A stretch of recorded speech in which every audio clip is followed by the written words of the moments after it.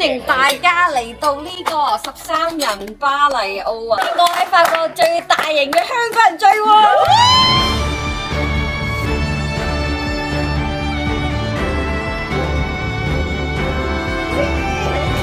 大家玩得開心咯！2024年巴黎奧運，我30歲啦。喺成個奧運之旅開始之前，非常浪漫嘅 A 先生準備咗餐生日飯俾我。There are three things. The first one has been delayed, not my fault, but had some jerseys made for us for our running in Venice. I wanted to find a good wine for you, but I have no knowledge, so I asked for a few experts. Yeah. My vintage. I can't open it until I'm 50咯。然後終於到第3份禮物啦！喺呢一日之前嗰幾晚呢，佢晚晚都好夜先返屋企，話出去整我份生日禮物喎。咁我到而家呢一刻咧，都以為係啲木工啊或者蛋糕啊之類嘅手工嘢啦。點知咧，佢攞咗一本我間文具店賣嘅 Traveler's Notebook 送翻俾我喎。然之後我打開咧，入面全部都係鬼畫符嚟嘅喎。跟住佢話 I spent 12 hours to collect the Japanese team signature at Village Olympique. Can you? You saw Yuri. I saw her very close. I couldn't get her signature, but I saw her as close as I see you. 邊個係 Yuri？ 就我最中意嘅籃球員啊 ，Yuri Machida， 日本女籃控球後衛。我今次睇奧運都係因為佢咋。未開場之前，我已經將日本國旗同埋 Yuri 個名寫晒上身度，希望佢可以見到我。點知佢真係熱下身，拍住個波行去中場，向我哋嗰邊揮咗個小手。我唔肯定佢係咪真係對住我揮手，但係最有可能嘅競爭對手就係前面呢個有達摩公仔嘅叔叔。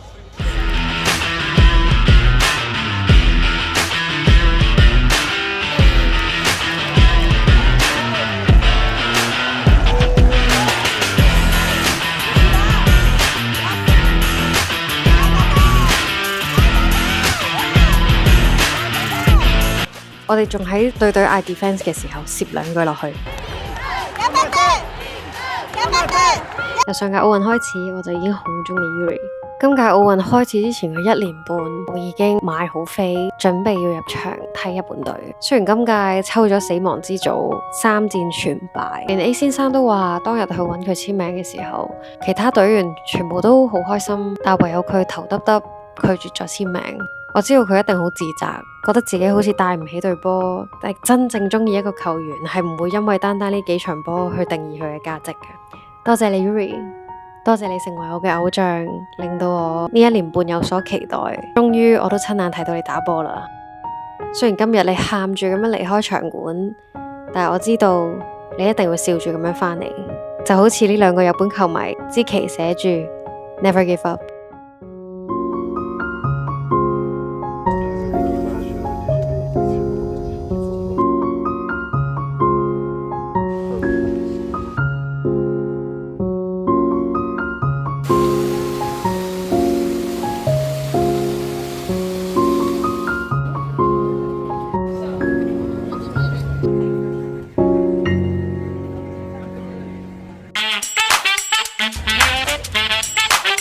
我哋終於真係嚟到巴黎睇奧運啦！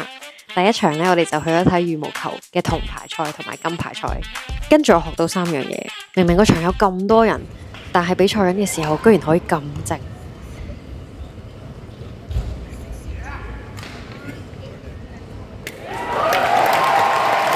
第2點係有人嗌 challenge 嘅時候，原來會好刺激咁全場幫佢打氣嘅。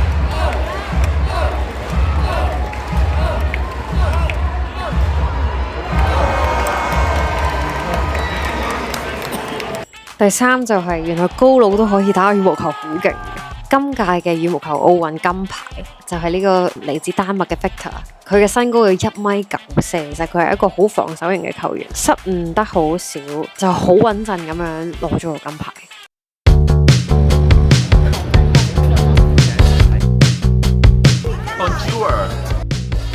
玩香港其實本身就係一個錯嘅決定，因為香港太複雜咯。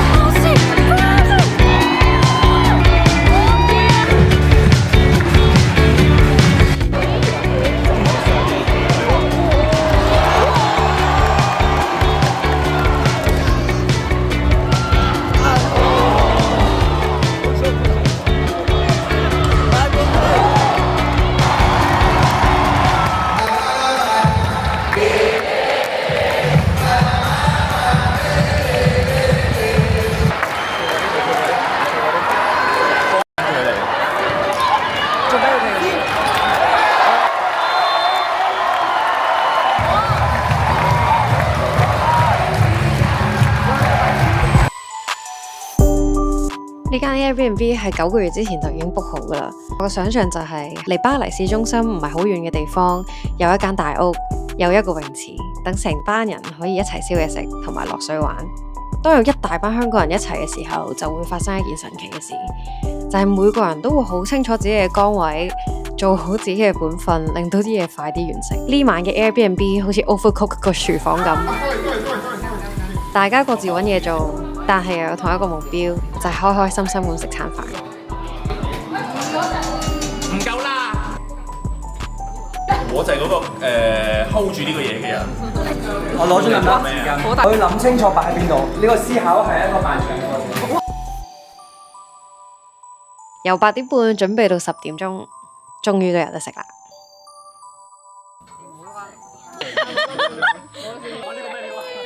當然仲有馬拉松式嘅遊戲、懲罰同埋好乖，堅持，頂唔順啦！堅持，我都唔得啦！我想玩咯，邊個贏啊？哇！波斯王，波斯王，而家已經係2分10秒咯喎。2分10秒。我平時做1分鐘我已經腳震。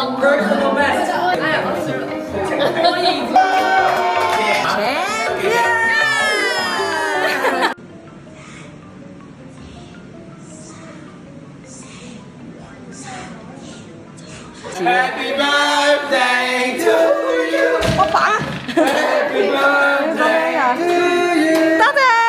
Happy birthday to you， 喂靚喎呢個。Happy birthday to you！ 多謝。點解你會準備呢個嘅？因為你哋熄晒燈咯，幾多神色可疑？跟住佢又喺度 𥄫 咁樣。耶！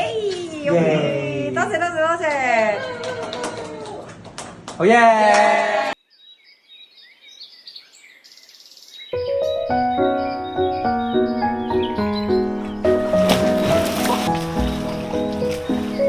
嗱，首先咧，我部機咧就唔放手嘅，所以咧我哋先叫你唔好放開。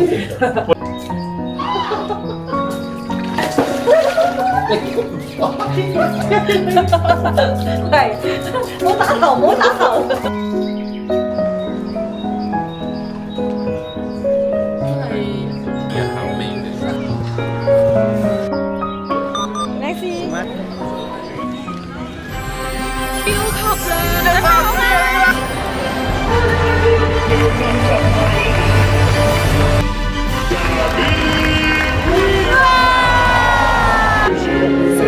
呢場女籃8強係法國對德國，法國主場真係唔係講笑㗎，帶大家感受下主場氣氛。在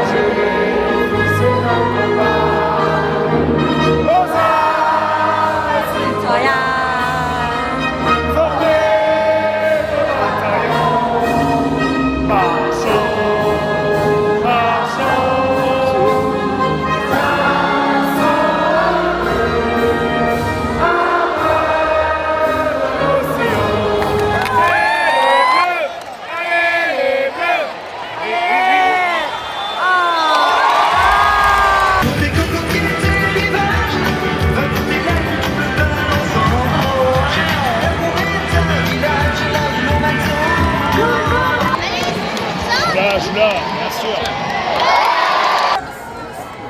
呢場靠 Gabby Williams 嘅15分同埋 Marquinhos Johannes 呢第5球3分，奠定咗法國隊嘅勝局。法國根本都係法國。比賽剩翻1分鐘，當所有人都喺度為法國隊入4強歡呼嘅時候，突然之間有人亂入個球場喎，搞到連 Gabby 最後入咗3分都冇計啊！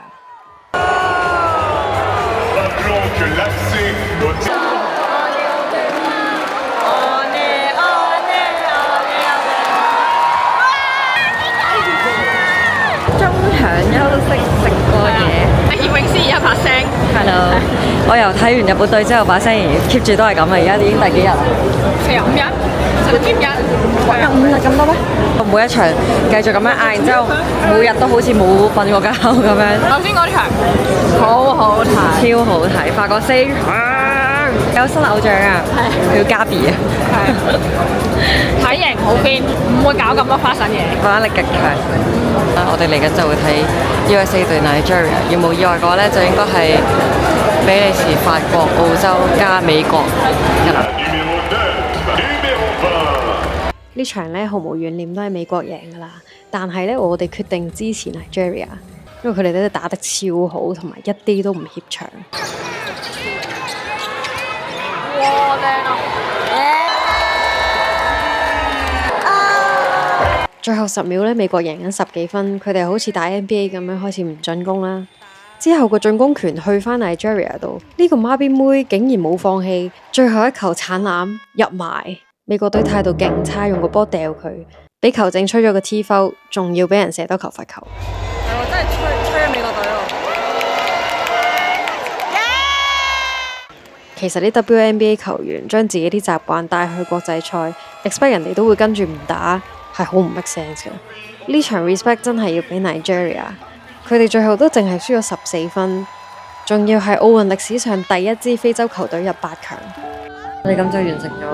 係呢4場都坐得超級前，超級近，仲勁近咁見到 Yuri 咗。